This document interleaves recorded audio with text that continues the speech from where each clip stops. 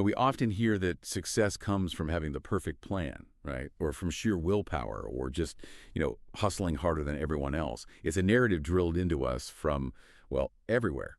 But what if almost everything you think you know about how the world works, how businesses actually grow, and even how you make decisions, what if it's, well, actually wrong? What if the very foundations of our understanding are built on something far less stable than we imagine? Today, on the deep dive, we're not just questioning those assumptions. We're going to try and tear them down one by one. We're plunging into Rishi Khullar's really provocative work, Surfing the System, a manifesto for founders, leaders, and humans. And let me tell you, this isn't just another business book. It's like a radical reevaluation of how we navigate the turbulent waters of business and life itself. It really invites you to look at everything fresh. It absolutely does. And our deep dive today, it's really a journey. From illusion to integration. We've got, three core objectives, basically. First, we're going to maybe bravely unmask the common myths and illusions we all hold. Things like our own agency, objective truth, even what we think of as control. These are the mental models that, frankly, often lead us astray. Second, we'll dive deep into human nature itself, explore the fascinating biological and psychological wiring that truly drives our behavior, often in ways we don't consciously realize. And finally, with that clearer understanding, we'll explore how to design for what Khullar calls emergent power, which is essentially learning how to architect systems that work with reality, not, against it, Yeah. to achieve exponential capability and, this is critical, reduce suffering. Okay, let's unpack this. This journey, much like Rishi's book, is structured in a really illuminating way. It sounds fascinating. We're going to begin by dismantling those false beliefs, the illusions that, let's be honest, cloud so much of our judgment and decision-making. Then we'll move into a far deeper understanding of ourselves, our fundamental human nature, and even our inherent biological limits, our wiring, basically. And finally, with that groundwork laid, we'll explore how to build genuinely effective systems. Systems that truly leverage reality rather than endlessly fighting it. It's about making a profound shift, from feeling like you're constantly driving a car, gripping the wheel tight, to becoming more like a skilled surfer, expertly riding the powerful, inevitable waves. So, are you ready? Let's jump right in. All right, let's just rip the Band-Aid off, huh? Let's dive into the first big section of this deep dive, where Khullar challenges everything we think we know. He kicks things off with a statement that might make you squirm a bit. Everything you know is wrong. I mean, that's a huge claim, right? But he's not just being provocative for the sake of it. He argues that the most dangerous thing isn't what you don't know, but what you think you know that simply isn't true. Our brains, you see, are these magnificent story machines. They create simple, often reductive explanations to help us survive and act quickly. But this evolutionary shortcut often comes at the expense of objective truth. It's a survival mechanism, fundamentally not a truth-seeking one. It's a really challenging thought, isn't it? And it connects directly to what Khullar calls the illusion of agency. We're constantly bombarded with messages telling us we're masters of our destiny, that sheer willpower and hard work can bend the world to our will. But he argues that our sense of agency is, well, largely an illusion.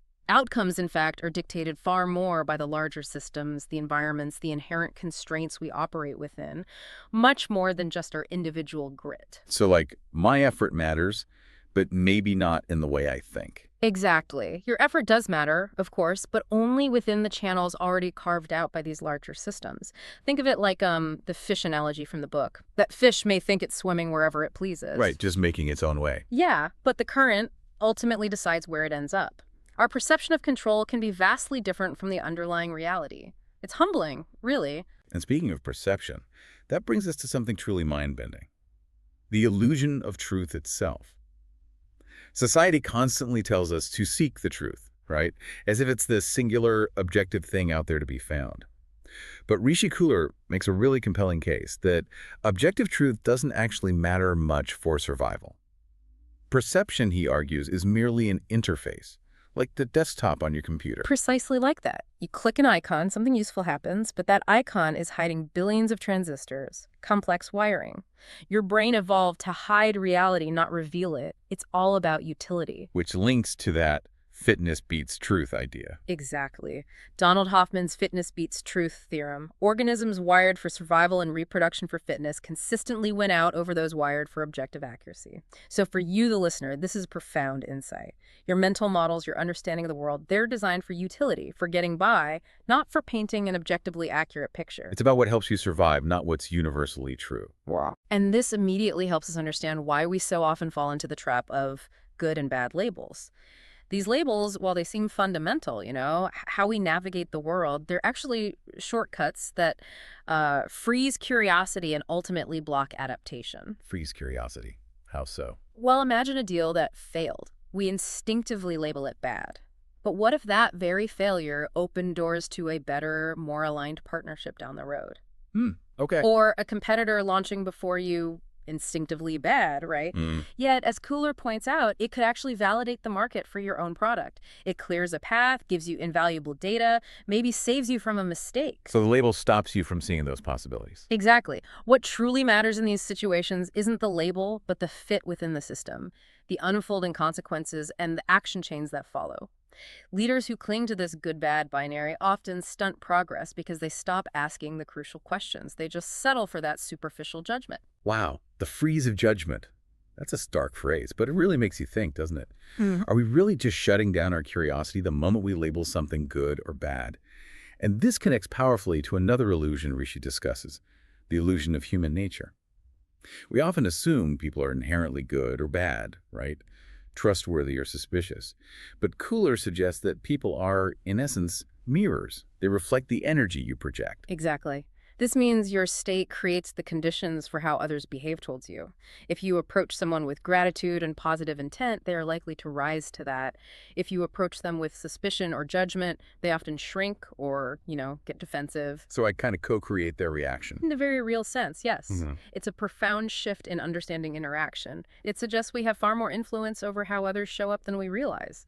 And underpinning all of this is the recognition that our brains, while incredible, are also perhaps weaker than we think. We like to imagine ourselves as these rational, logical beings capable of deep, objective thought. But we're not always. Well, our brains rely heavily on stereotypes, heuristics, those mental shortcuts and snap judgments. These are crude but very efficient mechanisms. They're designed for speed and survival, not necessarily for objective truth. So a lot of what feels like reasoned thought is actually a shortcut. Much of it is, yes. This doesn't make our brains bad, but it means we need to be aware of these underlying mechanisms. So what does this all mean for us? For you, the listener, the leader, the founder, the human, just navigating modern life? Accepting these illusions isn't a defeat, is it? It's more like the start of true wisdom. It prompts a crucial shift, right? From clinging to false certainties to asking these really useful questions. What system am I really in? What constraints and currents are truly shaping me? And what feedback loops are driving what happens next? Precisely. That's where real understanding and real leverage begins. Not in forcing your view, but in seeing the landscape clearly. Okay. Let's dive even deeper into this idea of perception as an interface, because it's so foundational to everything Khullar talks about. It sounds like something out of sci-fi almost. Your eyes and your brain are, in a very real sense, lying to you, and paradoxically, that's precisely why you're alive. Right. Think about it. Perception isn't about revealing raw reality in all its chaotic detail. It's a survival dashboard. An optimized interface designed to help you interact with the world usefully. So it filters things, hides complexity. Exactly. It's that fitness beats truth concept again, but vividly illustrated. A gazelle doesn't need to know the precise location of every single blade of grass in the savannah. That would be overwhelming, useless information. What it does need to know, with absolute certainty, is where the lion is. Okay, yeah, survival critical info. Similarly, a bird doesn't need to see every single wavelength of light, but it absolutely needs to spot the specific berry that will provide crucial energy. In nature, accuracy is often a luxury. Survival or fitness is everything. Organisms wired for useful perception, even if it's not objectively true, win out over those wired for scientific accuracy. The implications for you, the listener, seem huge then. First, like you said, stop assuming your perception is truth. My feelings, my intuitions, my snap judgments, they are survival heuristics designed for quick action, not accurate maps of reality. Exactly, they're tools, not truths. Second, recognize the interface for what it is. Just like those icons on your computer desktop hide the complex wiring underneath, my perception hides the underlying system. So to truly understand reality, I need what models and feedback loops, not just what I see. Precisely. You need ways to probe behind the interface to understand the mechanisms at play. And this is where it gets really interesting for builders and leaders, because if perception is the interface, then you absolutely must design for perception. Design for perception. Meaning, if you want adoption, whether it's for a product, an idea, or even your leadership style, you need to design for what people perceive as valuable, not merely for objective improvement. Rishi gives that fantastic example with the Chicago train story. You remember that one? Yeah, the commuters loved the long ride with the bar car, right? Exactly. They enjoyed a 45-minute ride with a bar and restaurant. It offered decompression, a social ritual, time to prepare for the day ahead or unwind on the way home. Objectively, cutting that trip to 25 minutes might seem like a great efficiency upgrade. Billions spent, time saved. But it destroyed what they actually valued. It destroyed the emotional value the passengers cherished. That objective improvement was actually bad from their perspective because it didn't align with perceived value. It broke the ritual. And this, right here, is the trap of objective value that so many products fall into, isn't it? It really is. Most failed products, Khullar argues, stem from this illusion. Engineers might focus on speed, more features, cleaner code, thinking these objective improvements will automatically win. But people don't buy spec sheets. Exactly. As the book points out, humans buy what feels valuable, not what is technically superior. Like WhatsApp. Yeah. It wasn't the most advanced app, but it just felt easy. It felt effortless. And it spread globally. VHS beat Betamax, not because it was better quality it wasn't, but because it fit customer habits and the distribution channels of rental stores. And Apple. They're masters of making you feel something, right? Status, beauty, delight. Absolutely. Perception trumps objective truth in the marketplace every single time. Understanding that fundamental principle is a complete game changer for anyone trying to build something people will actually use and love. Okay, let's pivot to something really fundamental, something that touches on one of humanity's deepest questions. The whole idea of meaning.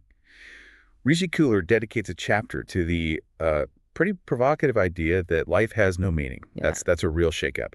Suggesting the universe is silent on purpose, that meaning is just a human projection for stability, a survival feature, rather than some objective truth woven into the cosmos. It's a really interesting way to unpack the myth of purpose, isn't it? Khullar argues that, lions and trees don't grapple with existential purpose. They don't sit around wondering, what's my why? They simply grow, adapt, reproduce, die. They exist within their ecological niche. So meaning isn't out there to be found. Not in this view. Meaning is an internal narrative your brain constructs to provide stability in what can feel like a chaotic world. It's a survival feature, not a cosmic truth. This challenges centuries of philosophical thought, suggesting our innate desire for purpose is maybe more about our biological wiring for survival than any universal decree. So if there's no objective meaning, then what's left for us? That sounds kind of bleak. Well, the book argues that experience becomes the only true metric. Happiness, it suggests, doesn't come from what happens to you, but from how you react to what happens. Okay. So it's internal. Exactly. Those states of flow, presence, deep absorption in whatever you're doing, that's what truly makes life feel meaningful, even if meaning itself is a construct. It's about the depth of attention you bring to your actions, not necessarily the external validation or the grand narrative. Why does this matter for builders and leaders then? Is chasing a purpose statement a waste of time? It can be a profound distraction, yes. Customers, for instance, don't ultimately care about your company's grand purpose statement hanging on the wall. They care about how your product makes them feel. Does it make them feel competent, safe, connected, joyful? Right, the feeling. And similarly, your team doesn't stay solely because of a lofty mission statement. They stay if working with you energizes them, offers them growth, mastery, a sense of belonging, actual positive experience. The pursuit of some external objective meaning often diverts energy from cultivating these truly impactful and engaging experiences, both for customers and employees. So the shift here is pretty profound. Stop searching for external meaning. The universe, in Khullar's view, is kind of silent on that front. Instead, the mandate is to design your environment, your work, your relationships to maximize experiences of focus, presence, and maybe even joy. Exactly. Presence beats purpose, focus beats stories, flow beats narratives. That's the only meaning that truly matters, the one you create through your attention and the quality of your lived experience. Building on that idea of the dangers of labels, let's explore this next chapter, the danger of labels, even further. Because it's truly fascinating, especially when you think about how we navigate daily interactions. It really flips how I used to view things. Rishi argues that labels like good or bad aren't just simplistic, they're actually dangerous shortcuts. They shut down curiosity and blind us to the ripple effects, the true consequences of actions within complex systems. Absolutely. Khullar calls it the freeze of judgment, and it's such a fitting term. When you label something bad, you effectively stop exploring it, you close the book on it. Give me an example. Okay, a deal falls through. Bad. No. Right. A job application gets rejected. Bad. A competitor launches before you. Definitely bad. But as the book illustrates, these snap judgments often hide a deeper, more nuanced reality. That failed deal might open the door to a significantly better partnership down the line. Ah, okay. That job rejection could redirect you to the role that truly defines your career. A competitor's launch might actually validate the market for your product, giving you crucial insights without you having to take the initial risk. So good and bad freeze your thinking, collapsing the complexity of systems into these false binaries. Exactly. They prevent you from seeing the full picture. What truly matters, then, isn't whether something feels good or bad in the moment, but its fit within the system, its consequences, and the action chains it triggers. Yeah. This is the essence of systems leadership, isn't it? Not labeling, but tracing those ripple effects. Precisely. Think of a startup example. A product feature your engineers absolutely hate. Maybe it's clunky code, but it might be the one your customers actually love and build rituals around. Or that Chicago train story again. Efficiency in cutting trip time seemed objectively good to the planners. But it was bad for passengers because it destroyed their cherished ritual, their perceived value. Leaders who embrace this perspective move beyond simplistic judgments to understand the deeper dynamics at play. Right. And the leader's discipline here is clear and transformative.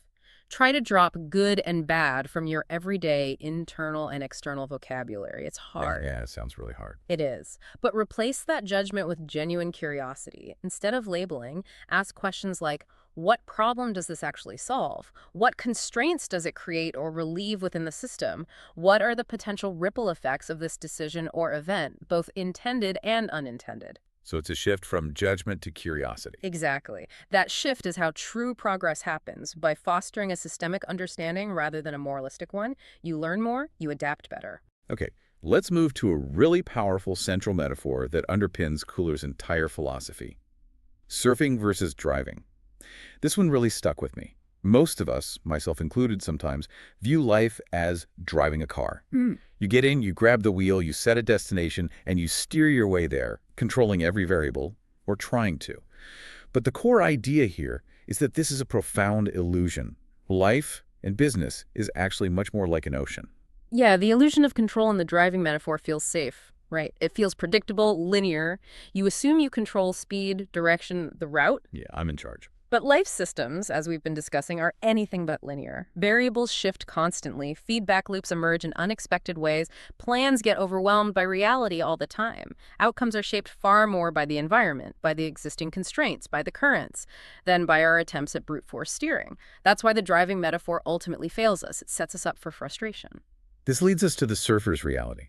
And I love this imagery. You don't control the waves in the ocean, do you? Not a chance. They come when they come, in shapes and sizes you can't predict. Some you ride, some you miss, some might even crash over you. The surfer's job isn't to control the ocean, it's to, what? Position themselves, balance, adapt. Exactly. It's about feeling the rhythm of forces larger than yourself and working with them, not constantly fighting against them. That, Khullar argues, is life. That's business, and that's effective leadership. This seems like a crucial insight for founders and leaders, because so many waste enormous energy trying to drive their startups, right? Gripping the wheel tighter, pressing the gas harder, meticulously mapping every single detail. Absolutely. But markets are oceans, not highways. Competitors, regulations, evolving technology, shifting customer whims. These are the waves. You don't create them, you adapt to them. The leaders who truly thrive are not those who believe they control everything, but those who learn to surf. How do they do that? What does surfing look like in business? It looks like watching for leverage points before the wave breaks, conserving energy until it really matters most, choosing which waves to ride and which to let pass, balancing dynamically instead of trying to brute force their way through. And the emotional shift that comes with this. It sounds deeply liberating. It really is. Driving breeds anxiety. Every obstacle feels like a personal failure. Every delay like a defeat because you think you should be in control. Right. You blame yourself. Exactly. Surfing, however, breeds curiosity. You stop demanding control and start asking, what's the nature of this wave? How can I best position myself to ride it? Where's the energy flowing? This shift from the illusion of control to a posture of adaptation. It's not just strategic, is it? It sounds profoundly liberating, allowing you to move with the system rather than constantly battling against it. Less stress, maybe. Definitely less stress, and often much better results. Okay, we've navigated some major illusions about the world outside. Now let's turn our gaze inward to human nature itself, because Khullar argues we often fundamentally misunderstand how we're wired. He makes a truly radical claim right at the start of this section. Feeling causes thinking, not the other way around. We are, he suggests, emotional beings who sometimes think. Every thought you've ever had, every strategy, plan, or decision was shaped first by a feeling. Logic, the book argues, is often just, what? Post hoc rationalization? That's the core argument, yes. It flips the common sequence of decision-making completely on its head. Most people believe we gather facts, analyze them, then decide, and then feel something about the decision. That's the rational ideal. Yeah, that sounds about right. But Khullar, drawing on neuroscience, tells us the real order is you feel first, often unconsciously. That feeling then shapes which facts you even notice, which ones seem relevant. And only afterward do you rationalize that feeling with logic. So the feeling comes first. Right. Milliseconds first, yes. Our ancient emotional brain centers, like the limbic system, fire fractionally before our more modern reasoning brain, the neocortex. So feeling quite literally causes thinking, or at least directs it. It's a powerful and often uncomfortable truth for those of us who like to think we're purely logical. What's fascinating here are the profound implications for leaders, for anyone trying to influence or persuade. If you're trying to persuade someone with data alone, and you're ignoring their underlying feelings, their emotional state, you've already lost the battle. Pretty much, or you're making it much, much harder than it needs to be. If you're leading a team with pure logic, but failing to acknowledge or manage their emotional state, you're building on incredibly unstable ground. Is that the idea? That's absolutely the idea. Customers don't buy features, they buy feelings, trust, joy, relief, status, connection. Employees don't just follow spreadsheets. They follow leaders who make them feel safe, valued, inspired, part of something. Even investors. They need the numbers, but they also need to feel belief, right? Exactly. They don't just believe in numbers. They believe in the founder, the story, the feeling that something truly possible, something exciting is being presented. So this completely debunks the long-held illusion of pure reason, the idea of humans as, like, Spock from Star Trek. Pretty much, yeah. Modern neuroscience clearly shows that humans are not purely rational actors. In fact, emotion isn't just a secondary input, it's absolutely essential for decision-making. There are famous cases of patients with damage to their brain's emotional centers. They can list options endlessly, analyze pros and cons perfectly logically, but find themselves completely unable to choose. They lack the feeling that guides the decision. Wow. So reason needs emotion to actually function. Emotion provides the value signal that reason acts upon. Reason is a powerful tool, yes, but feeling is demonstrably the primary driver. Understanding this means you stop trying to appeal only to logic and start designing for emotional resonance, for how things feel. This next idea from Khullar really challenges our self-perception, especially in the modern world. Have you ever felt like your brain is just totally overwhelmed by modern life? Like it's not quite designed for the constant barrage of information, the pace we live at? Oh, absolutely. Daily. Well, Rishi argues there's a good reason for that. We are maladapted. Your brain, he says, is essentially a Stone Age tool running in a Space Age world. It's wired for survival in ancient environments, like the savannah, not the complex, information-saturated, digitally mediated reality we live in today. And this mismatch between our ancient wiring and modern times explains so much of our current suffering, doesn't it? Take our threat detection system, the amygdala. It evolved to fire instantaneously when a predator rustled in the grass nearby. Survival depended on it. Right, fight or flight. Today, it fires just as intensely when your boss sends a critical-sounding late-night email, or you see an angry comment online. It keeps us in a constant state of low-level alert, which is exhausting. What else? What other mismatches? Well, cravings. We evolved to gorge on scarce calorie, sugar, fat whenever they were available because famine was a constant threat. Now we're surrounded by infinite cheap sugar and fat, and that same wiring leads to struggles with obesity and related diseases. Okay, that makes sense. Social comparison. We're wired for small, 150-person tribes where we knew everyone's status. Now we compare ourselves to literally millions of curated highlight reels on Instagram, leading to widespread anxiety and inadequacy. You've And attention. Our attention evolved for single task focus, like tracking an animal or chipping flint. Now it's constantly split across hundreds of apps, notifications, emails, tabs. Our brains simply haven't adapted. And this maladaptation is arguably a root cause of modern anxiety, obesity, burnout, you name it. What's powerful about understanding this maladaptation, though, is that it allows you to stop blaming yourself, right, for perceived weaknesses or for struggling with modern life.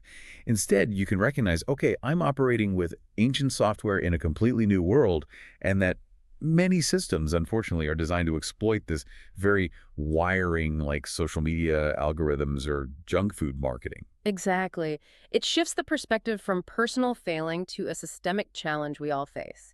It offers a bit of self-compassion. And from a founder's lens or a leader's lens. It presents both significant risks and opportunities. Risk. If you're designing your team's environment against their natural wiring through constant context switching, chaotic open offices, nonstop notifications, you are practically guaranteeing burnout and killing productivity. You're fighting biology. And the opportunity. Opportunity. If your product or service taps into these ancient fundamental drives like connection, status, safety, belonging, while simultaneously protecting users from modern overload, maybe by promoting focus or well-being, you create incredible loyalty and actually improve lives. It's a reminder that products and organizations that align with human wiring, that respect our biological limits, truly thrive, while those that ignore it often falter or cause harm. And this ties directly into another critical insight, one that might hit close to home for a lot of listeners: multitasking, disease, and depression. This chapter delivers a really stark warning. Multitasking isn't just inefficient, which we kind of know, but it's actual poison.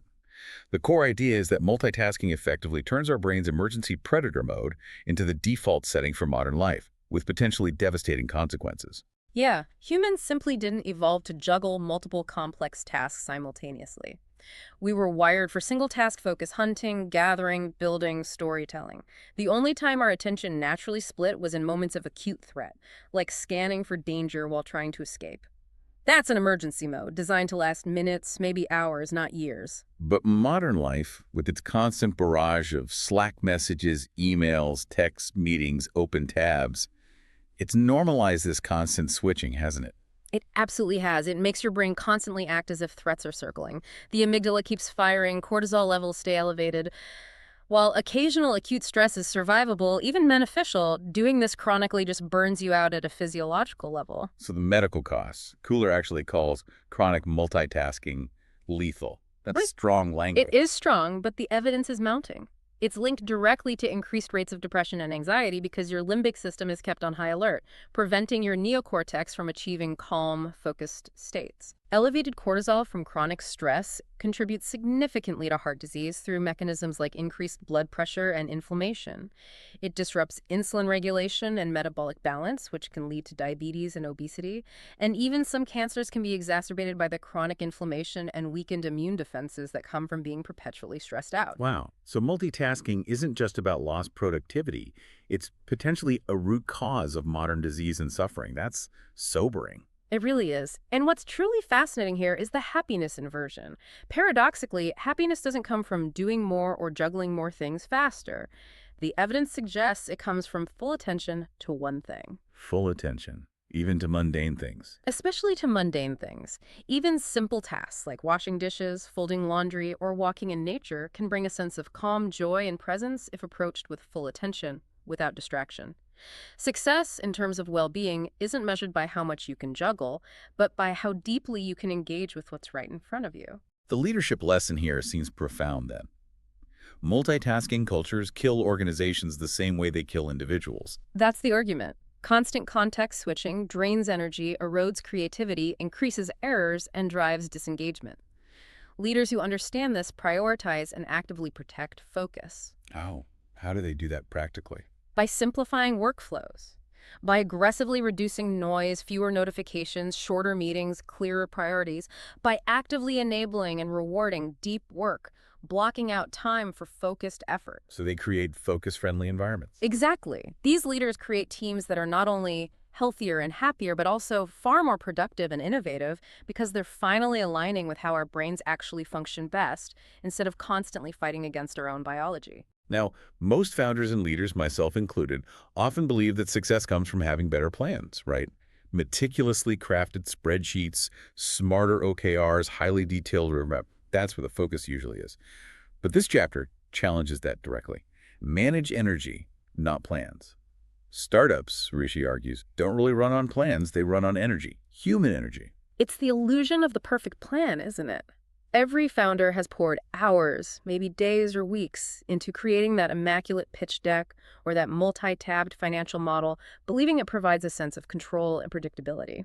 Yeah, it feels productive, like you're building something solid. It feels that way. But, as Khullar unequivocally states, and as most experienced founders know deep down, no plan survives contact with the market. Markets are dynamic, unpredictable oceans, not linear highways. Waves shift constantly, competitors pivot, regulations change, customers surprise you with what they actually want or do. Your meticulously crafted plan often collapses, or at least needs radical revision the moment it hits that messy reality. So if plans aren't the primary fuel, what is, you said, energy? Yes, the real fuel, the metabolic energy of a startup, comes from the team's passion for the mission. Their deep engagement with the work itself, their emotional resilience when things inevitably go wrong, and they always do, Okay.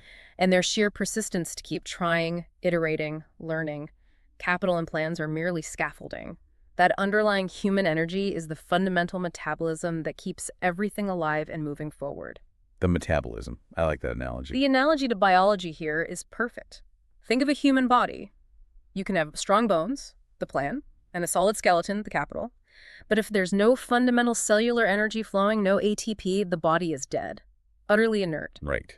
Structure without life. Startups are precisely the same. The structure matters, but that underlying energy, the motivation, the focus, the collaboration, the resilience is life itself. It's that vital spark that allows everything to function, adapt, and grow. What's fascinating here is the critical shift in the leadership role that this implies. Leaders make a fatal mistake then, when they focus only on managing tasks and timelines instead of managing energy. That's the core argument. Burning out your team with constant context switching, unrealistic deadlines, or a toxic environment will lead to collapse, no matter how clear your plan is on paper. Ignoring morale and engagement slows execution to a crawl, kills creativity, and neglecting your own energy as a founder or leader. That's critical. The entire company will feel that drain, that lack of vitality. So the founder's real job isn't just to manage the Gantt chart. No. It's to cultivate, protect, and amplify energy throughout the organization, to create conditions where people can bring their best energy to the work. That's where true resilience and sustainable capability emerge. Managing energy is managing the core resource. This is a deeply insightful chapter, and one that has immediate practical implications for anyone interacting with other human beings, which is, well, everyone. The core idea is simple yet profound. You project yourself onto others. People don't just meet you as you are, they meet you as you show up. Most of what you experience in others isn't actually them in isolation. It's your own state, your own energy mirrored back to you. It's kind of a radical idea. It is radical, and it's what Khullar calls the projection law. It completely reverses our common understanding of causality in relationships. We often think, someone does something good which makes me feel good, therefore that person is good. Cause and effect. Right. They act, I react. But the book argues the real chain, the one happening beneath conscious awareness often, is I feel grateful and assume positive intent. My internal state comes first. I treat them openly and warmly. My behavior follows my state. They mirror that energy back because humans are social creatures with mirror neurons. Then I perceive them as good. So my internal state triggers the whole cascade. That's the hypothesis, and the neuroscience supports this to some extent. Gratitude, for instance, demonstrably calms the amygdala, reducing our own threat detection. And mirror neurons ensure we unconsciously reflect the emotional states of those around us. So if you enter a room anxious, suspicious, or judgmental, people likely sense that and mirror it back with defensiveness or withdrawal. If you enter grateful, open, and curious, they'll often reflect that instead. That idea of projection is incredibly powerful. But Rishi, if people are truly just mirrors reflecting our state, does that mean good people and bad people don't actually exist, like, objectively in the workplace? That seems hard to swallow. It's a very challenging thought, isn't it? Khullar would likely argue that those labels good person, bad person are just another one of our brain's simplifying shortcuts, another illusion we cling to.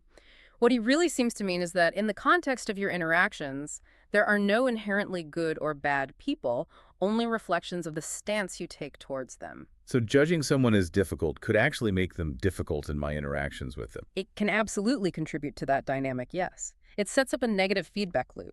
This isn't about being naive or ignoring genuinely harmful behavior, of course.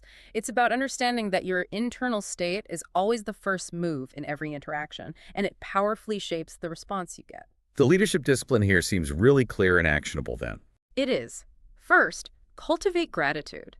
Make it a daily practice to consciously shift your baseline from threat detection to openness. It literally rewires your brain over time. Second, try to assume positive intent, especially initially. Know that even if you're occasionally wrong, you're creating an environment far more conducive to positive behavior and collaboration. And third, Mind your projection. Be brutally honest with yourself. If everyone around you seems difficult, lazy, or uncooperative, it's highly probable that you are the common factor. Your energy might be creating the very reality you're complaining about. ouch. Okay. So leadership, in this light, is less about controlling others and much more about mastering the state you bring to them. That's a great way to put it. Master your state, manage your projection. Let's pivot to something truly counterintuitive for anyone in business, especially product development or marketing. Rishi argues that successful businesses aren't actually solving objective problems at all, not primarily. Instead, it's all about business, emotional perception, not objective needs. People buy feelings, right? Not just solutions. Exactly. It comes back to that core idea that humans experience the world through a subjective emotional lens. This is where we revisit that pivotal Chicago train story again, because it illustrates it so perfectly.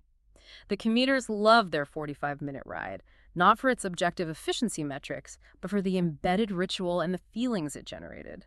Coffee, reading, social time at the bar, a buffer between work and home. Decompression time. Exactly. Decompression, ritual, social connection. Spending billions to cut that trip to 25 minutes while objectively more efficient on paper would destroy that cherished emotional value, would have led to resentment, not gratitude. So the objective improvement in this case actually reduced perceived value for the customer because it broke the feeling, the ritual. Precisely, and this plays out constantly in the world of tech and really any product or service. What engineers might label bugs or inefficiencies can often become beloved features around which users build rituals or find unexpected delight. Think of quirks in early software that became part of its charm. Yeah, happy accidents. Conversely, expensive, highly engineered features, logically brilliant additions, can completely flop if they don't resonate emotionally with customers, if they don't change how people feel. You mentioned WhatsApp before. Right. WhatsApp beat technically better messaging apps because it felt effortless, simple, reliable. VHS, despite being technically inferior to Betamax, won the format war because it fit customer habits and distribution channels better, making it feel more convenient. And Apple? They consistently triumph, not just on objective specs, but by making people feel status, creativity, beauty, delight. It's an emotional connection. Absolutely. The core error, Khullar argues, is equating progress solely with objective improvements like faster, cheaper, more features, bigger. Humans experience reality through perception and they buy feelings. So why does this matter so much for leaders? What's the takeaway? It means customer research isn't just about asking people what problems they have or what features they want. It's about deeply understanding what they feel. What are their anxieties, aspirations, desires? How does your product make them feel? Value, therefore, is entirely perception-based. Customer-verified value, meaning what customers actually experience and demonstrate through their behavior as valuable, is the only true filter for investment and strategy. So business success ultimately boils down to emotional resonance. In large part, yes. If you create perceived value, if you make people feel the way they want to feel, you capture actual value. It's a fundamental shift in how we should approach product development, marketing, sales, everything. Design for the feeling. This next chapter challenges another common obsession in the business world: the relentless pursuit of building a good culture. Finding the best practices from Google or Netflix and trying to copy them. Khullar argues that culture as a heuristic solution isn't inherently good or bad, nor is it a universal set of rules to copy. Instead, culture is more like an adaptive code, a survival mechanism.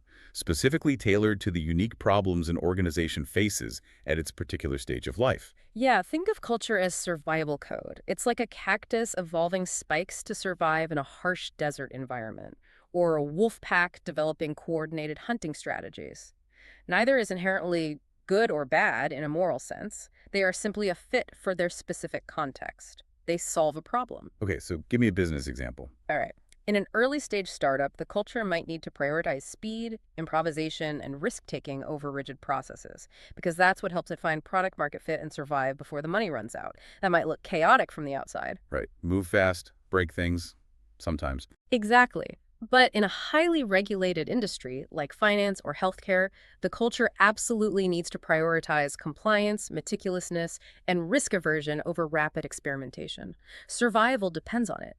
So, what might appear as a toxic or bureaucratic culture from an external perspective could actually be a set of powerful survival heuristics in action, perfectly adapted to its unique, challenging environment. That makes so much sense. So culture's code, but code designed to solve specific problems at a given time. Wow. Can you elaborate on that? Because it sounds like it completely dispels the myth of best practices in culture. It absolutely dispels it. There are no universally good cultures that can be magically copy-pasted for success everywhere. Amazon's famously hard-driving, data-centric, frugal culture might be incredibly effective for Amazon's specific business model and scale, but it would likely destroy morale and creativity in a small, collaborative design studio. Right. Context matters hugely. Totally. Netflix's celebrated freedom and responsibility playbook, while inspiring in their context, would probably cause utter chaos and unacceptable risks if transplanted directly into, say, a hospital operating room or an airline cockpit. Best practices simply don't exist outside of context. Only context fit does. Where do leaders get it wrong then? Often by freezing culture. They mistake a temporary, effective heuristic, something that worked well at one stage, for a permanent truth, a sacred artifact. They fail to evolve it as circumstances change, as the company grows, as the market shifts. So the scrappy startup culture becomes dysfunctional later. Exactly. The very rituals and heuristics that helped a scrappy, improvisational 10-person startup thrive can become massive barriers, bottlenecks, and sources of dysfunction when that company scales to 100 or 1,000 employees. What was adaptive becomes maladaptive. The leadership discipline then seems to be threefold. First, see culture as code, functional, adaptive, not inherently moral. Right. Judge it by its effectiveness and context, not by some external ideal. Second, consciously fit your culture to your current stage and challenges. Constantly ask, what problems are we really trying to solve right now? And what cultural heuristics best support solving those problems? Yeah, be intentional about the why behind the how. And third, adapt relentlessly. Don't protect culture as a sacred artifact from the past. Yeah. Evolve it fluidly as conditions change and the organization grows. Because what works today probably won't work perfectly tomorrow. Culture needs to be a living system. Beautifully put. It needs to be a living, breathing system, constantly adapting to its environment. Okay, we've explored the illusions that blind us and the biological wiring that drives us. Now we shift gears into the third pillar, how we actually navigate the world effectively, how we build things that work with reality. And the core idea here is incredibly counterintuitive for many high achievers. Acceptance resistance. Fighting reality, pushing against the current, drains energy and is largely futile in the long run. Systems don't bend to brute force. Instead, acceptance isn't portrayed as weakness or giving up. It's presented as a powerful form of leverage. How does that work? Well, Khullar illustrates the futility of resistance so clearly.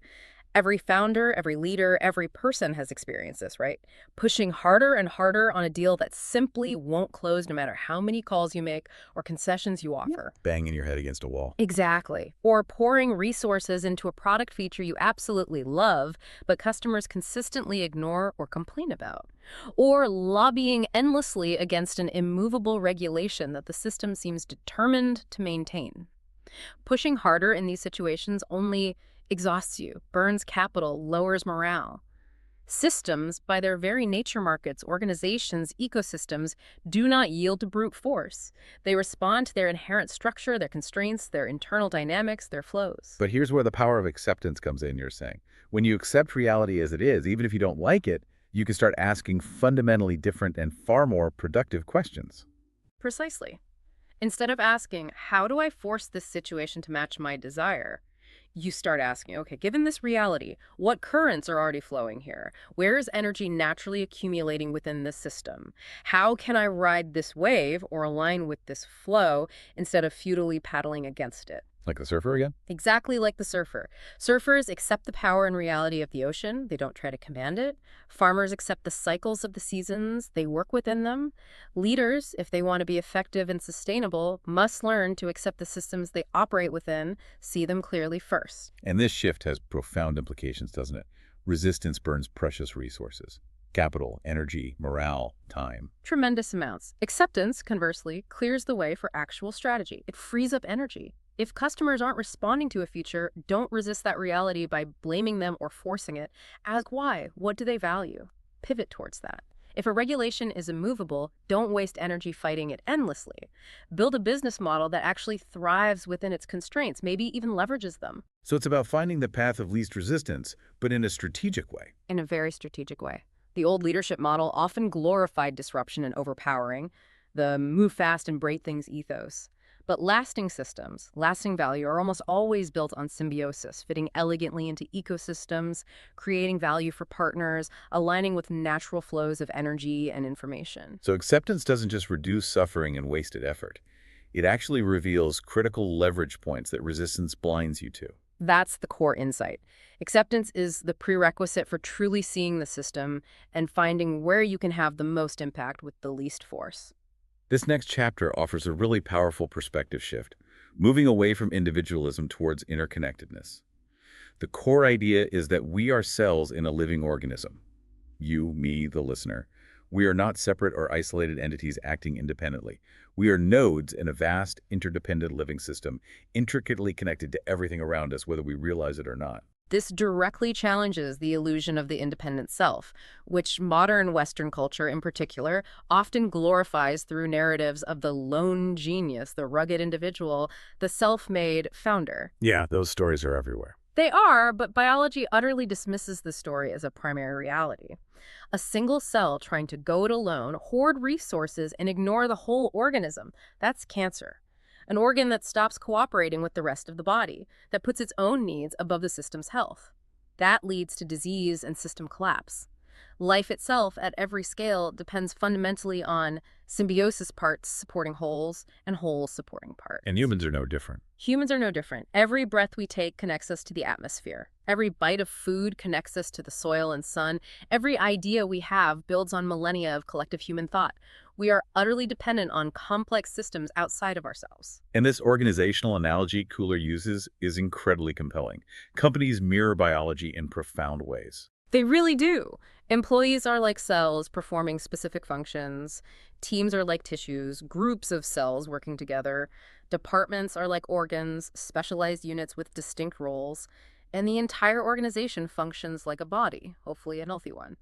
So health in this system, it doesn't come from the dominance of one part, like sales or engineering. No, health comes from the elegant integration and communication between all its components. A brilliant founder, the brain, is useless if the heart, the culture, the energy is weak, or the lungs, distribution, sales, fail to bring in oxygen and resources. And dysfunction emerges when? Dysfunction emerges when any part starts acting like cancer, hoarding resources, refusing feedback, ignoring its fundamental interdependence with the rest of the system, pursuing its own goals at the expense of the whole. Why does this matter so much for builders, for founders? It's crucial because startups often fail, not because the brilliant idea or the smart founder wasn't intelligent enough, but because the body failed systemically. This could be due to blocked distribution arteries preventing nutrients from reaching the cells. It could be a toxic culture, like an autoimmune disease choking the oxygen from teams. Or it could be a founder attempting to be the entire organism, micromanaging everything, rather than playing their vital role as an integrated organ within a larger interdependent system. So once you view organizations as living organisms, leadership shifts, doesn't it? It moves from top-down control to something more like maintaining system health, optimizing integration. gardening. Exactly. It becomes about fostering communication, ensuring resources flow where needed, removing blockages, promoting symbiosis between parts, and ensuring the whole organism is healthy and adaptive. It's a much more holistic and, frankly, biological view of leadership. Okay, this next point directly confronts a sacred cow of the modern tech world and business culture in general. The business world loves to worship disruption, move fast and break things, destroy incumbents, disrupt the market. It's almost a default goal. But the core idea of this chapter turns that on its head. Biology, the ultimate example of sustainable systems, teaches a completely opposite lesson. Progress, integration, not disruption. Lasting progress comes through fitting in, through integration, not primarily through breaking things apart. Right. The myth of disruption, while it sounds exciting and definitely flatters the ego of the disruptor, often obscures a crucial truth. Breaking things is relatively easy. Any force can cause destruction. What's truly hard and what leads to lasting, sustainable progress is building something that fits, something that integrates elegantly with people's lives, with existing markets, with surrounding ecosystems. So disruption burns energy while integration compounds it. That's a great way to put it. Disruption often requires enormous energy spent in confrontation, fighting established players, overcoming inertia, cleaning up the mess. Integration, on the other hand, finds ways to leverage existing structures, build partnerships, and create symbiotic relationships, which tends to compound energy and advantage over time. Can you give some examples from biology again? Sure. Think about the major leaps in the history of life.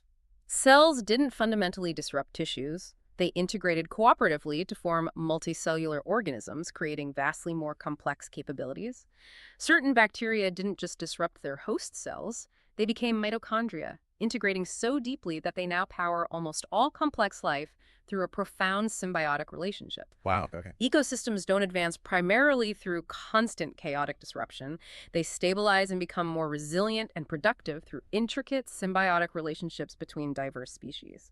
Every significant leap forward in life has come from integration, from finding a place and contributing value within a larger whole rather than from pure destruction. So applying that organizational lens, startups that position themselves purely as disruptors often burn out. They very often do. They expend all their energy fighting incumbents, battling regulators, trying to change entrenched customer behavior. It's an exhausting uphill battle. Those startups that focus on integration, maybe by building smart partnerships, aligning with existing flows of capital or distribution, finding their symbiotic niche within an established ecosystem, are often the ones that outlast the purely disruptive players and build compounding sustainable advantages. So integration doesn't mean submission or lack of innovation. Not at all. It means designing for elegant, sustainable fit within a larger whole. It's about finding leverage within the system, creating win-win relationships, rather than assuming the only path is to tear everything down first. It's a more sophisticated and often more successful strategy. This next section delves into a fundamental mind shift that's absolutely critical for anyone trying to build or lead effectively, especially in complex environments like business or, well, life. It challenges our default linear thinking and explores how systems actually work. The core idea is stark. The world isn't linear, but we consistently act like it is. Systems are inherently nonlinear. They bend, they amplify, they choke, they reach tipping points, they cascade in often unpredictable ways. We really do cling to the illusion of straight lines, don't we? We assume, deep down, that twice the effort will yield twice the results, or that adding more people to a late project will always make it finish faster, or that simply spending more on advertising will directly equate to proportionally more loyal customers. Yeah, those sound like standard assumptions. They are, but in complex systems, they're often dangerously false. Twice the effort can lead to diminishing returns, burnout, or even negative results if you push past a tipping point. Adding people to a late software project famously makes it later, that's Brooks' Law, due to communication overhead. And more ad spend might just drive up acquisition costs or attract low-quality customers without building sustainable growth. So linear thinking is a fantasy in most real-world systems. Feedback loops and complex interactions are the norm. Exactly. Reality is lumpy, interconnected, and full of feedback. And here's where it gets really interesting and potentially empowering for leaders. In nonlinear systems, small actions at the right place and the right time can have massive outsized effect. Leverage points. Precisely. These are the leverage points. Think about it. A single viral feature, maybe costing very little to build, can spread a product faster than millions spent on traditional advertising. A clever regulatory loophole or a way to work within new rules can reshape an entire industry overnight. A subtle tweak in distribution channels or pricing can outperform years of incremental product development. So the crucial question isn't just how much effort should I apply? No, it's where in the system does effort multiply exponentially? Where is the acupuncture point? And constraints play a role here too. A huge role. Every system has constraints, bottlenecks. Water doesn't just flow everywhere evenly. It follows the path of least resistance, carving a riverbed. Businesses don't grow uniformly. They're shaped by bottlenecks in funding, talent, distribution, market demand, whatever it might be at that moment. The leader's job in this view isn't to brute force every problem simultaneously. It's to accurately identify the next critical constraint, the thing that's holding the entire system back right now, and strategically relieve that specific bottleneck. And once you relieve that one, Once that specific constraint shifts, the system can often self-accelerate, flowing more freely until the next bottleneck inevitably appears somewhere else. For a startup, the early stage constraint is almost always finding product market fit. Then, once you have that, the constraint usually shifts to distribution. How do we reach more customers? Later, it might become scaling operations or hiring talent. but pushing the wrong lever or trying to push all levers at once just wastes precious energy. Enormous amounts of energy. Why do leaders fail? Often because they act linearly in nonlinear systems. They burn themselves and their teams out trying to push harder and harder instead of stepping back, understanding the system dynamics, identifying the true constraint, and finding the high leverage point to shift the entire system. This leads us directly to a truly counterintuitive insight about innovation. We tend to think innovation thrives in abundance. More money, more resources, more freedom. But Khullar argues the opposite. Constraints plus objectives, innovation. Scarcity, not abundance, is often the real driver. It sounds paradoxical, doesn't it? But the argument is that constraints aren't limitations to be avoided. They are powerful forces that focus energy and channel creativity in unexpected directions. We often live with the myth of unlimited potential, imagining that if we just had more money, more people, or more time, we'd magically solve all our problems. Yeah, if only we had a bigger budget. Right. But abundance, in fact, often dilutes focus. It creates distraction, encourages waste, permits complexity. Constraints, on the other hand, forge clarity. They force you to make hard choices, to prioritize ruthlessly, to find clever workarounds. Can you give some examples of constraints driving innovation? Absolutely. Consider the Apollo engineers who landed humans on the moon with computers that had less processing power than a modern musical greeting card. Extreme constraints forced incredible ingenuity. Or think about Southwest Airlines. They built a highly profitable, disruptive airline model by deliberately constraining themselves to flying only one type of plane, the Boeing 737. This simplified everything: maintenance, training, scheduling, turnaround times. Okay, that makes sense. Early Twitter thrived precisely because its 140-character limit, a severe constraint, forced concision, creativity, and a whole new form of communication. It wasn't a bug, it was a feature born of constraint. So constraints aren't walls. They are the box that forces you to think differently within it. Exactly. Ask a team to just be creative with unlimited resources, and they might stare blankly or go off in a dozen directions. But tell them they must design a workable solution with practically no budget, just 2 people, and a 3-day deadline. Suddenly, necessity becomes the mother of invention, and clever ideas start to pour out. Khullar crystallizes this into a potent formula. Yes, objectives without constraints are just wishful thinking, dreams floating in the air. Constraints without clear objectives lead to frustration and pointless struggle. But together, clear objectives combined with real constraints, they form the crucible of innovation. They create the pressure and focus needed for breakthroughs. And this is the daily reality for early-stage founders. It absolutely is. Operating with little capital forces them to hack distribution instead of buying expensive ads. Having tiny teams forces them to automate relentlessly and simplify ruthlessly rather than bloating features. Having no time forces brutal prioritization. This intense, constraint-rich environment often forces them to out-innovate larger, slower incumbents who might be drowning in the complacency of abundance. But here's the kicker, the other side of that coin. Following directly from the power of constraints, Khullar delivers another crucial and perhaps uncomfortable truth for organizations that do have resources. Abundance plus objectives, it's waste. Abundance without rigorous discipline diffuses focus, leading not to more progress, but often to sprawl, inefficiency, and waste. Yeah, it's the dangerous flip side. More often leads to less, paradoxically. We naturally assume that larger budgets, more people, or extended timelines will automatically lead to better outcomes. More resources equals better results, right? It's a standard thinking, yeah. But the book illustrates, and experience often confirms, how abundance frequently leads to dilution. Big budgets can create endless scope creep, nice to have features, and gold plating. Large teams generate huge communication overhead, political infighting, and diffusion of responsibility. Long timelines often foster procrastination, perfectionism, and strategic drift. Abundance, in effect, grants implicit permission to waste energy because the intense urgency and sharp focus that drive efficiency and scarcity are suddenly gone. You see this play out clearly in the startup world sometimes, right? The curse of too much funding. Absolutely. Often, the early, scrappy team operating on fumes with a tiny $100 case seed round makes significantly more tangible progress, finds product market fit faster than a later stage 100-person team burning through $100 in venture funding. Why does that happen? The garage project that successfully hacks its distribution with creativity can sometimes win against a corporate giant drowning in bureaucracy and committee meetings. The moment massive venture money floods in, if not managed with extreme discipline, focus can blur, hiring can outpace integration, and burn rates often accelerate dramatically towards non-essential activities. Abundance without strong constraints doesn't just fail to scale progress, it frequently scales inefficiency. Why does this happen systemically? Because systems don't automatically optimize for stated objectives, they tend to optimize for energy flow.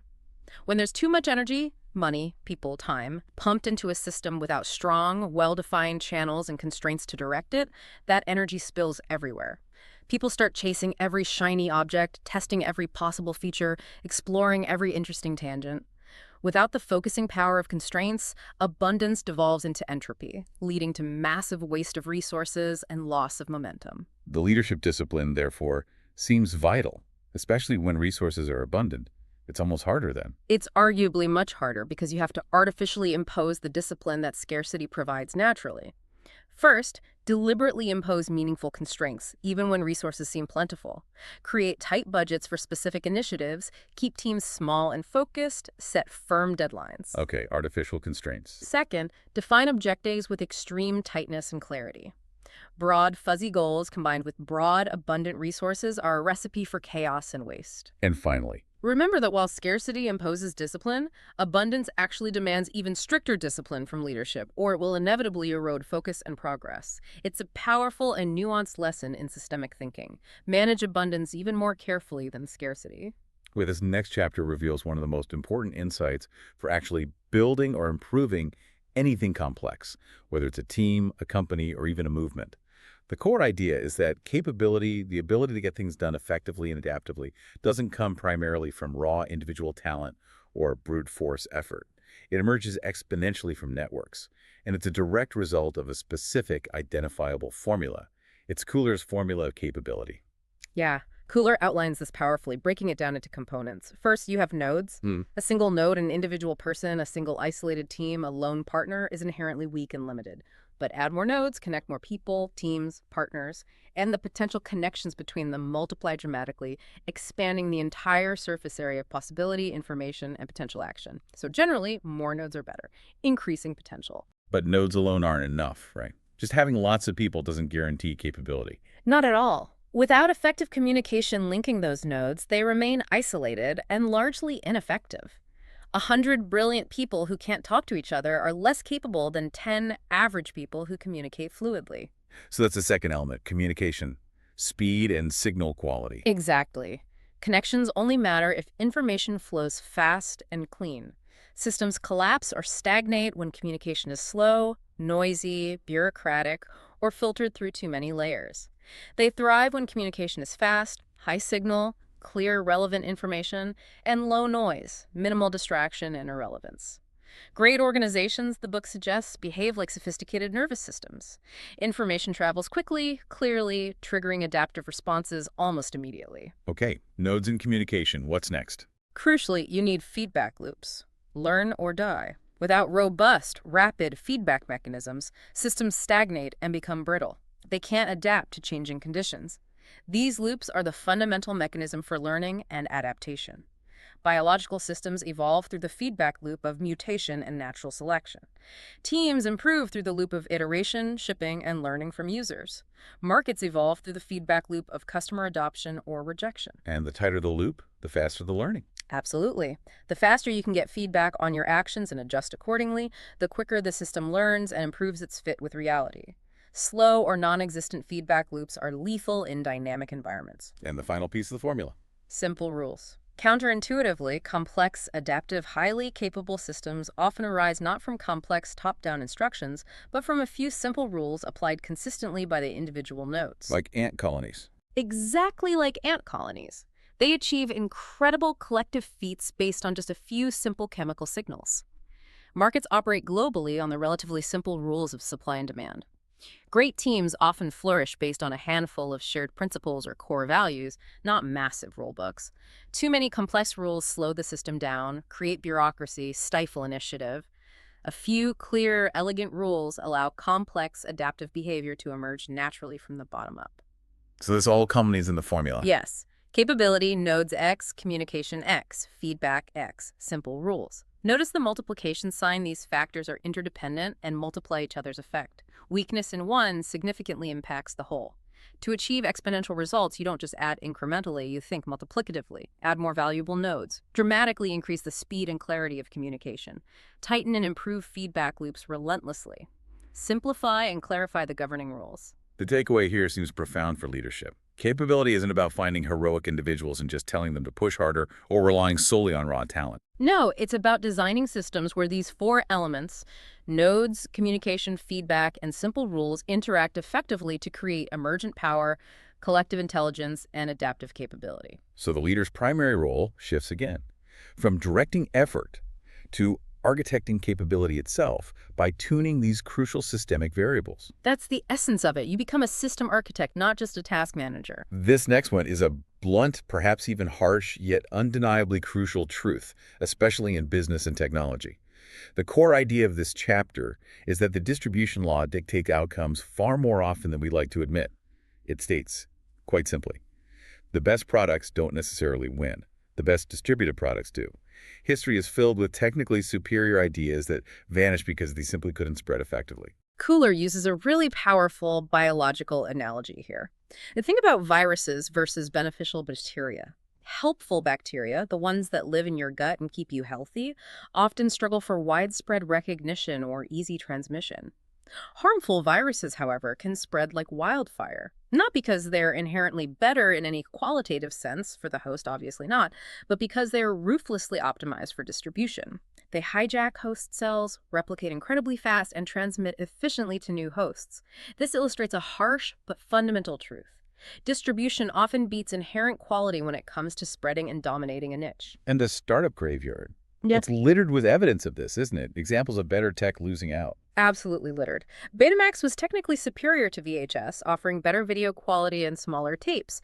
But VHS won decisively because Sony licensed the VHS format widely, leading to far more movies being available and more VCRs being sold, creating a distribution network effect that Betamax couldn't overcome. Okay, the classic example. What else? Countless technically better messaging apps with more features or stronger encryption have died out over the years.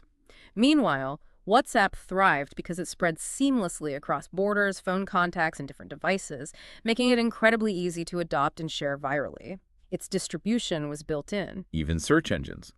There were others before Google. Yes, superior search engines arguably existed before Google in terms of raw search quality at certain points, but Google absolutely mastered scaling distribution through browser defaults, partnerships, embedding search bars everywhere.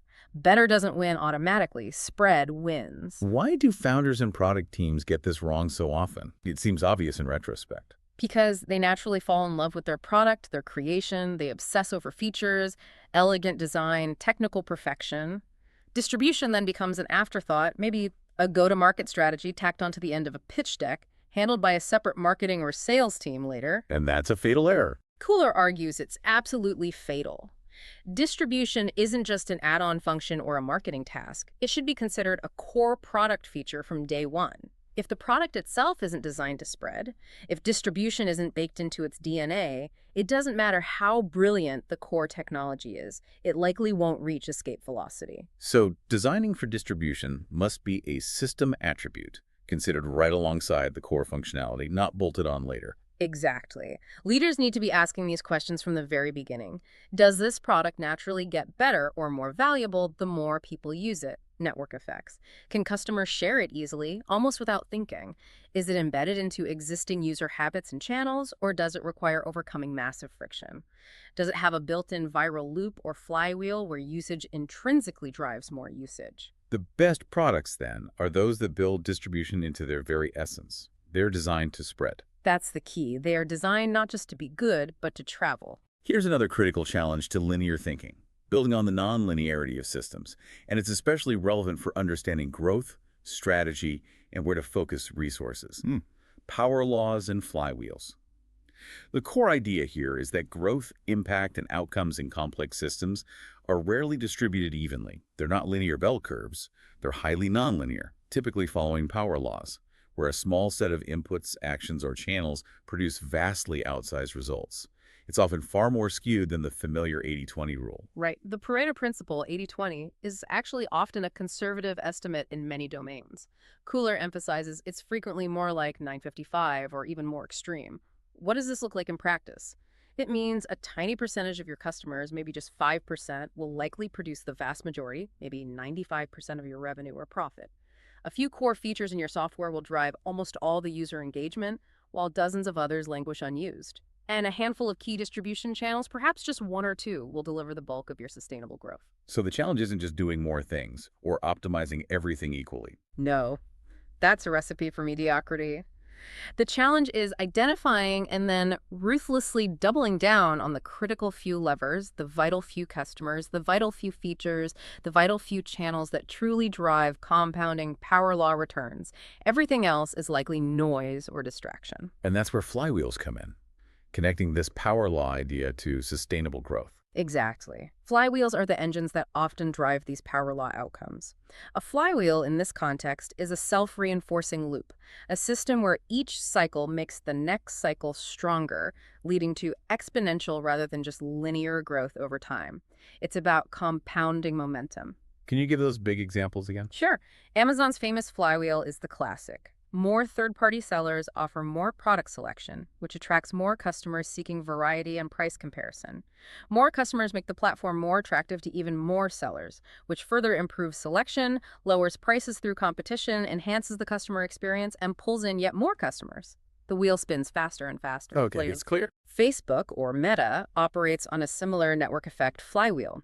More users create and share more content, which increases engagement and time spent on the platform, which makes the platform more valuable for advertisers and attracts even more users seeking connection and content, feeding the loop.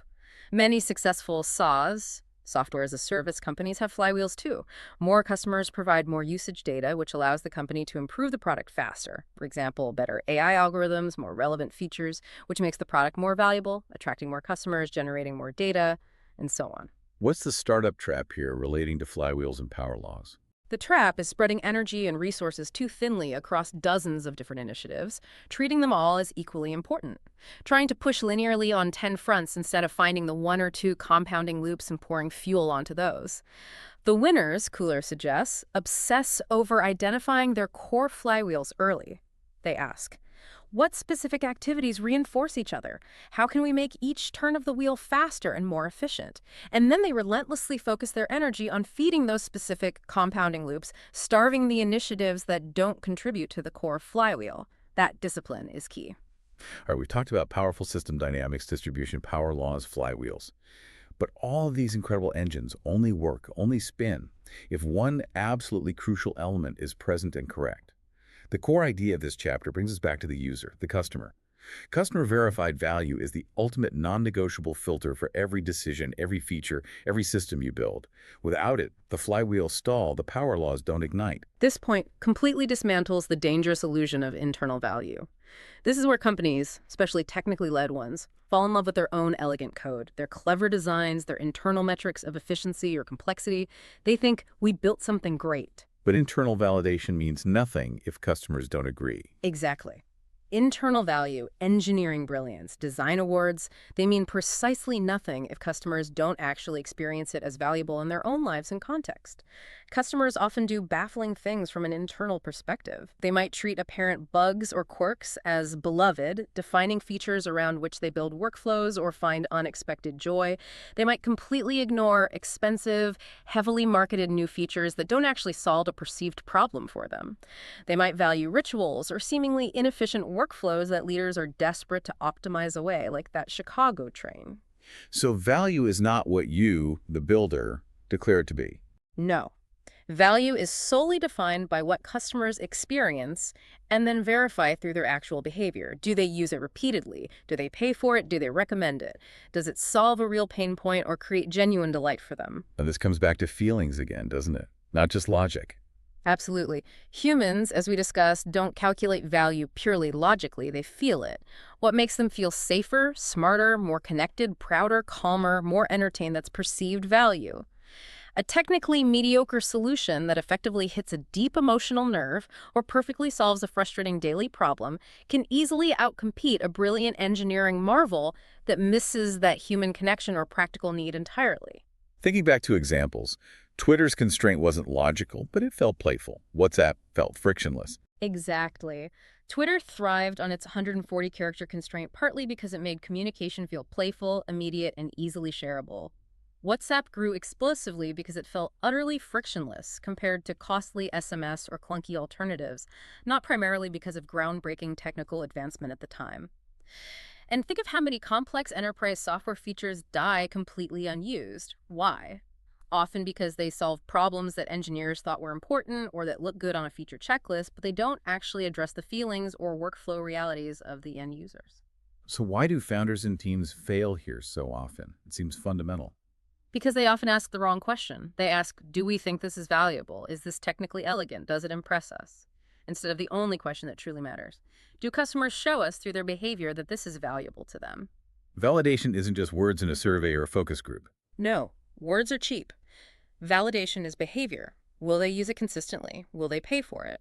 With money or attention? Will they go out of their way to tell others about it? That's the real test. The leadership discipline is to relentlessly test assumptions with actual customers, measure revealed preferences, what customers do, not just what they say, and filter every single investment, every feature idea through this demanding lens of customer-verified value. Everything else is simply noise, potentially incredibly expensive noise, if it isn't anchored in what customers actually perceive and behave as valuable. We've surfed through illusions, we've explored our deep human wiring, and we've learned principles for designing powerful, adaptive systems. But it all begs the question, what's the ultimate point? Why do all this? What are we actually aiming for? This final chapter offers a profound and challenging answer, cutting through the usual metrics of success. We typically measure success with money, titles, market share, likes, valuations. But Khullar argues the only real measure of success, the ultimate core idea that should guide everything, is the reduction of suffering. It's a powerful reframe, isn't it? And what's compelling is how this metric scales from the intensely personal all the way out to the universal. It starts with reducing your own suffering, the internal chaos caused by anxiety, distraction, ego, clinging to illusions, fighting reality. Well, Mastering your own state is the first step. okay, self-mastery first. Then it extends outward to your family, providing not just material security, but genuine safety, presence, connection, love, reducing their suffering and fostering their well-being. Then to your team or organization, actively removing the sources of suffering like toxic politics, wasted energy, bureaucratic friction, lack of clarity, fear-based management, creating an environment where people can thrive, not just survive. And beyond the organization. To society. Mm. Building healthier, fairer systems, creating products or services that genuinely improve people's lives, that solve real problems, that foster connection or understanding, rather than exploiting weaknesses or creating new anxieties. And ultimately, Khullar suggests the widest circle is considering the impact on all sentient beings, minimizing harm, promoting flourishing, recognizing our interconnectedness with the entire web of life. This is the profound redefinition of true impact, moving far beyond just shareholder value or personal gain. Why does this matter so much? Why make this the ultimate metric? Because all the other things we've discussed, understanding illusions, managing energy, designing systems, achieving capability, finding customer value, they are merely tools. They are means, not ends in themselves. Tools don't define success. The purpose you apply them to does. The end goal, the ultimate why behind using these tools effectively, Khullar argues, should always be pointed towards less suffering and more flourishing. So looking through the startup lens again, Yeah. how does this apply? A product that genuinely makes people feel more capable, safer, more connected, or brings in simple joy is, in its own way, reducing suffering. A company culture that protects focus, provides psychological safety, and prevents burnout is reducing suffering for its employees. A business model that integrates harmoniously with its ecosystem and creates win-win partnerships, instead of extracting value aggressively or disrupting destructively, is likely reducing suffering in the broader system. So the leadership discipline here becomes an audit of suffering. That's a fantastic way to put it, a conscious audit. Where is energy being wasted needlessly in my own life, in my team, in my organization? Where are people, employees, customers, partners, the wider community experiencing unnecessary pain, frustration, anxiety, or harm related to what we do? Then, consciously design to relieve that suffering, make decisions, build products, shape culture with the explicit intention of reducing harm and increasing well-being, and then scale that compassion. The further out you can positively extend that circle of impact, the more truly meaningful and successful your leadership, your work, your life becomes, according to this philosophy. That's the metric that truly cuts through the noise. Success isn't ultimately about what you build, own, or control. It's about how much suffering you actively reduce in the world. Everything else truly is just illusion or scaffolding. Precisely. It anchors everything in a deeply human purpose. So we've really journeyed through the intricate, sometimes challenging landscape of Rishi Khullar's Surfing the System, haven't we? We started by dismantling those deeply held illusions about our own agency, about objective truth, the trap of meaning, the danger of good and bad labels, real foundational stuff. From there, we turned inward, trying to get a clearer picture of our fundamental human wiring. Recognizing that feeling drives thinking, that we're often profoundly maladapted for modern life, and that managing our energy, not just our plans, is absolutely paramount for sustainable effort. And finally, we explored how to actually design systems for emergent power, embracing acceptance over futile resistance, understanding our deep interdependence as cells in a larger organism, recognizing that true, lasting progress often comes from integration, not just disruption, and learning that real capability emerges exponentially from carefully architecting networks, focusing on nodes, communication, feedback loops, and simple, elegant rules. These insights aren't really separate pillars, are they? They're deeply intertwined. Our illusions blind us to reality. Our human wiring shapes how we act within that reality, and the systems we design or find ourselves in ultimately determine what scales, what succeeds, and what fails. So what does success really mean in this reevaluated world? If it's not just the valuation, the exit, the product that dominates the headlines, what is it? Those things are all transient, often illusory measures anyway. True success, as Khullar so powerfully reveals, circles back to that ultimate metric, reducing suffering. It starts with managing your own energy, rejecting those illusions that sap your strength and clarity. It means showing up with genuine presence for your family, for the people closest to you. It means actively removing obstacles, protecting focus, and fostering psychological safety for your team. And it extends to building systems, products, companies, communities that aim to heal rather than exploit, that contribute positively to society.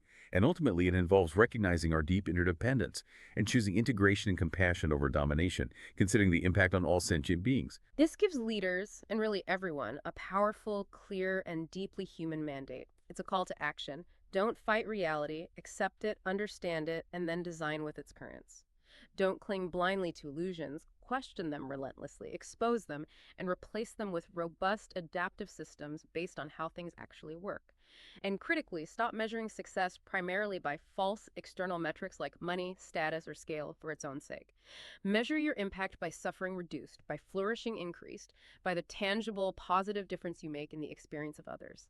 Leadership in this context is not about control or command. It's about stewardship of your own precious energy, stewardship of your team's focus and well-being, and stewardship of systems that, if designed well, truly reduce suffering and enhance capability at scale. And that brings us right back to that central, powerful metaphor of this profound deep dive.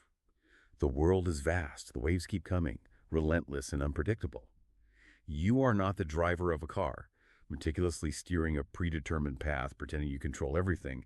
You are the surfer of an ocean. You can't control the waves themselves. They will rise and fall according to forces far beyond you. But you can learn to ride them. And if you learn to ride them well with acceptance, with deep curiosity, with a clear understanding of yourself, your wiring, and the systemic currents around you, you can do far more than just stay afloat. You can position yourself for incredible journeys. You can build systems that reduce suffering, systems that increase capability, systems that even help others learn to ride the waves alongside you, navigating the complex, dynamic ocean of reality together. That's success. That's the true measure. Everything else, Khullar suggests, is ultimately illusion.